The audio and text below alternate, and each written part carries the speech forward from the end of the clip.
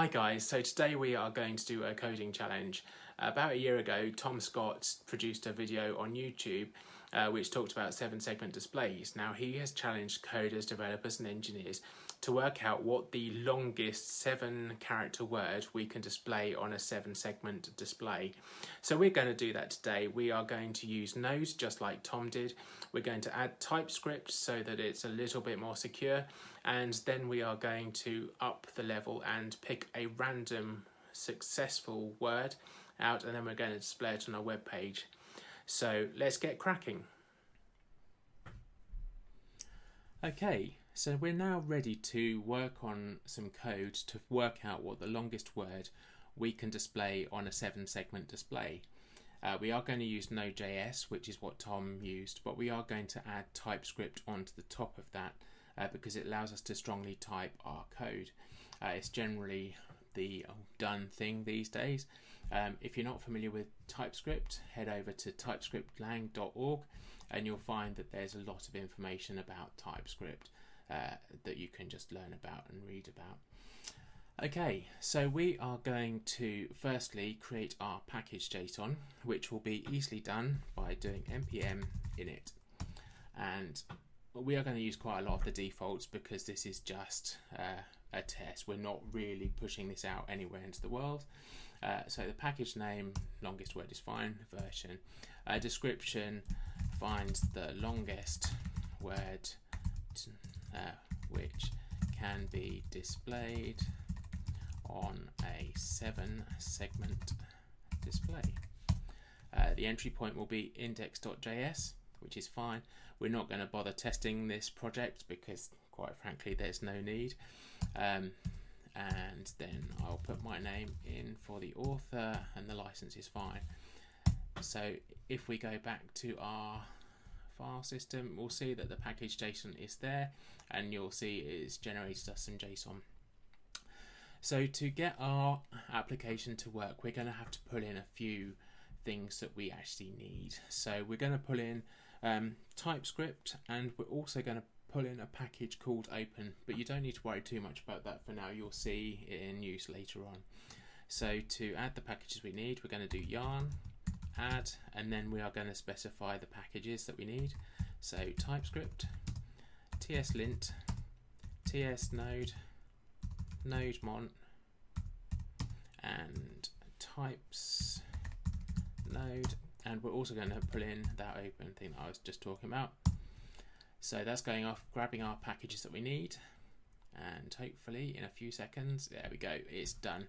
So if we go back to the file system, let it reload, we will find that the node modules folder is there, which is where all of our external pulled in packages reside. So we are then going to add in a couple of configs that we need for TypeScript. So we are going to have a TypeScript config, so tsc ---- init, and that will create our TypeScript configuration JSON. And then we're also going to pull in the tslint, which is to do with the rules surrounding the linter, which is great. So we've now got two files, the tsconfig and the tslint. So in the tsconfig, we're going to just change a few things in here. To be fair, most of them probably won't make too much difference. We're going to change the target from ES5 to ES6. The lib we are going to leave alone. The out directory is going to be called lib, and the root directory is going to be the source folder. So there's comments to the side, so you'll understand a little bit more about what is being changed, but don't worry too much about these. We are going to add in a few more strict things, so it just keeps us a little bit more focused on good code. Unused locals we want to add, and then no implicit returns. Oops. Cool. And I think the rest there, yep, it all looks good. So we can close that file, don't have to worry about that again. And then in the tslint, we are just going to add in a rule just because we'll be outputting to the console. We don't want it to keep complaining to us that we shouldn't be outputting to the console. So I'm just adding that rule to stop it telling us off. Okay, so now we have got our configs sorted out. The next thing that we just need to do is to go back into our package.json, and where it's got scripts, we're going to need to add in a couple just so that we can get TypeScript to work. Now, rather than typing these out longhand, I have pre-prepared them, so we're just going to copy and paste. You don't need to worry too much about what these do right now, because we're just focusing on the code to get us the longest word that we can use. Okay, so that's all done. I'm just going to clear the terminal, and we are going to create a few directories because we've already said that we're going to output to a lib folder. We've also said that our entry point for the TS stuff is in src, or the source directory.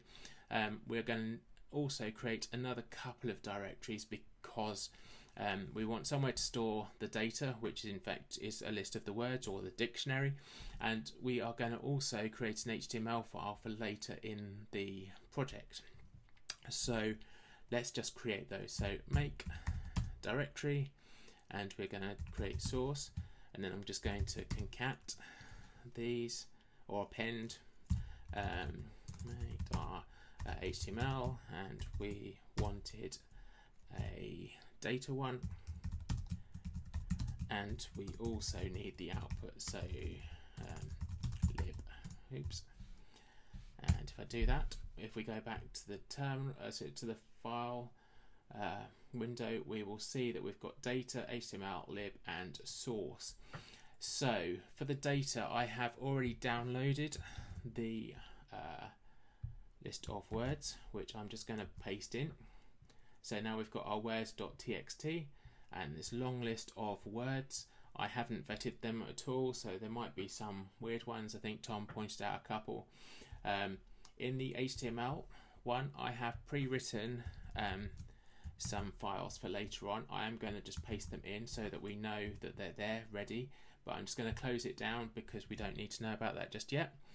The lib file will stay, or lib directory, sorry, will stay empty because we've not got any code which has been compiled down into JavaScript just yet. And the source, we will need one file to actually do our main code, but I have got a second file that we'll use later in the project, which I'm just going to copy in now. I'll just close that because we don't need to know about that for the time being. So we just now need to create an index.ts file, which is where we'll do most of our code. So if I click File, index.ts, and that brings us a new window for our code.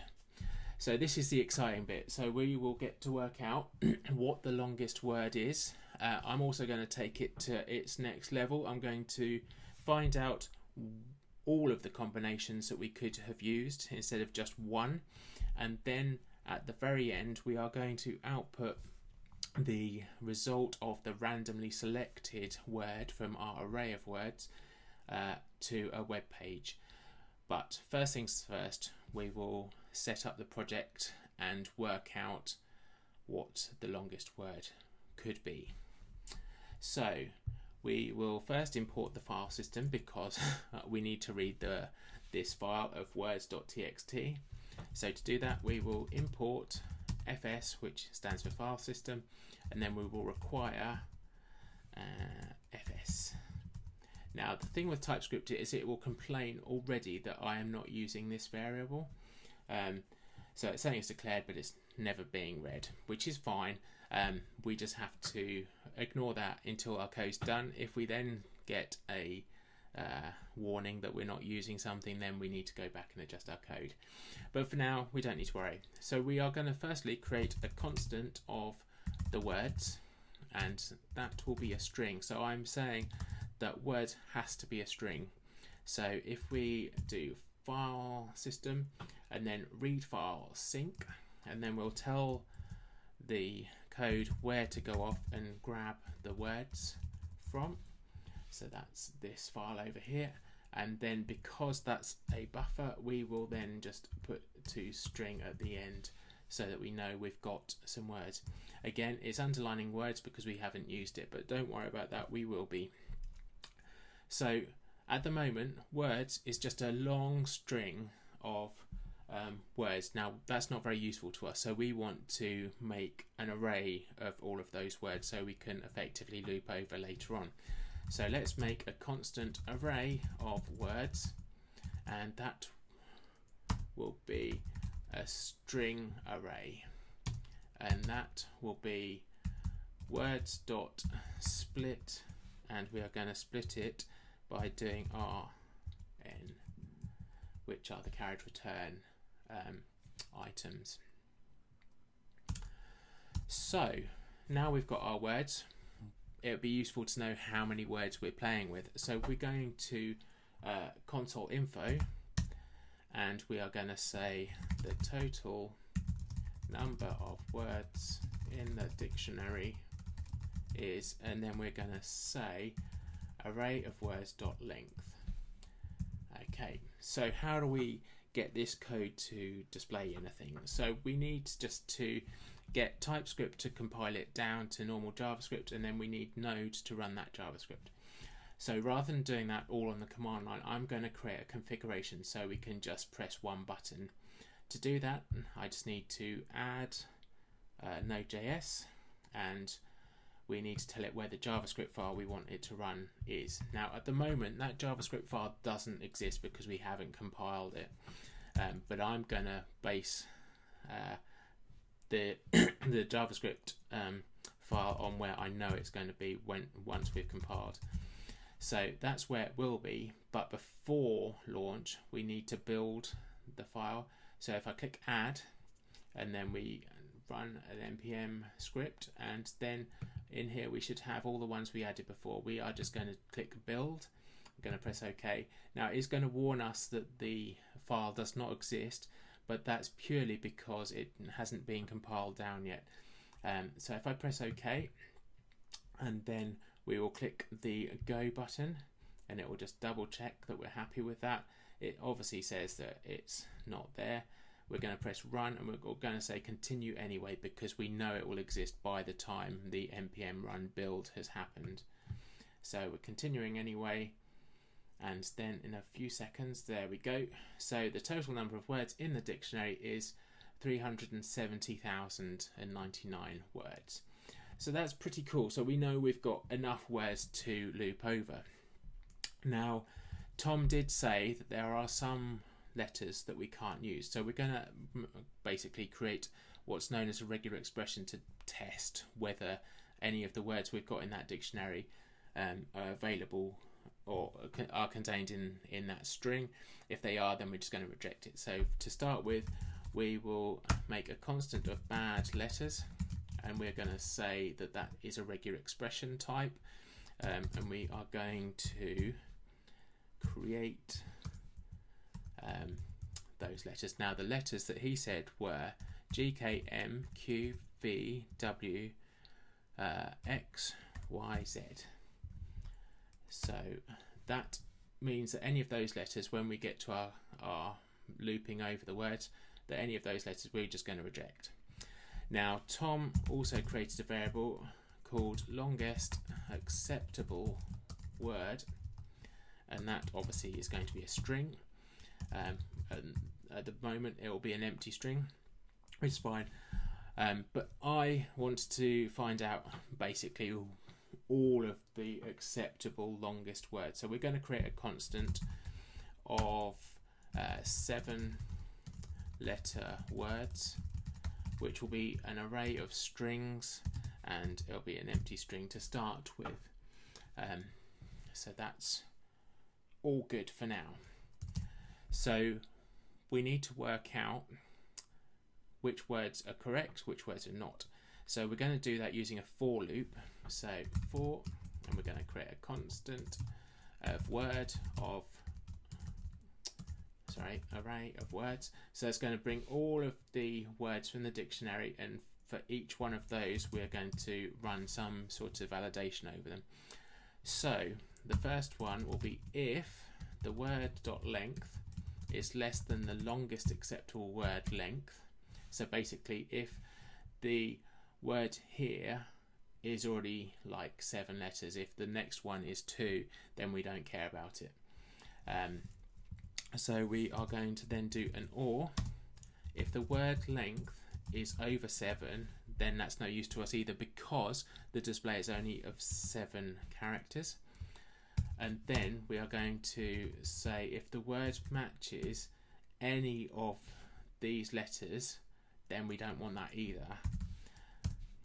So if we just press that to continue, that's complaining because at the moment, because we've got no other code in here, saying, well, it's a bit redundant you saying that it just continues on because we've got no other code there. But that will soon change. So now we're going to say if the word length equals 7, so I'm checking both the type and comparing it with the word.length, then we want to put it into our array of 7 letter words, and to do that we're going to use push, and we're just pushing the word in. So that will give us an array of all the words that are 7 which have met the above criteria. So following on from that, we will also do what Tom wanted us to do and get the longest acceptable word and basically pass the word to that variable. Now obviously if there's more than one word of 7 letters, then it will just get overwritten over the loop, which is why I wanted to have the array. So that in theory now should have given us Tom's longest acceptable word, and we'll also have an array of word. So let's find out how many words we could have used. So we'll do console info, the total number of 7 character words is, and that will be array, in fact it won't be array of words, sorry, it will be 7 letter words length. So that will tell us how many are possible, and then we'll also put a console info saying the word which was accepted was longest acceptable word. Now that's the one that Tom had put in his video. Again, it's not going to be the nicest word, a little bit boring, and one that I can't really pronounce, so I'm not going to try. So we know that the total number of words in the dictionary is 370,000. We'll see that the total number of 7 character words is 16,000, and the word which was accepted was this, but obviously there are plenty of different combinations. So what we'll do is output the words that we could have used. So that's fairly simple. We're just going to loop over. So for const word of 7 letter words, and then all we're going to do is console info, and then we are going to say word. So if we rerun that now, you'll find that there's a long list of words. Okay, so we could have chosen any of those words to use for our display. Some are easier to pronounce than others. Definitely some words I've never heard of before. Okay, so let's take this to the next level, shall we? So it's all very well seeing it on the console, but quite frankly, a 7-segment display looks quite different in real life. So we're going to output this randomly selected word to the browser to see it in all its glory. So firstly, we need to pick a random word from the list of acceptable words. So to do this, we're going to create a random index and then a random word plucked from it. So to do that, we'll do const and then random index, and that will be a number.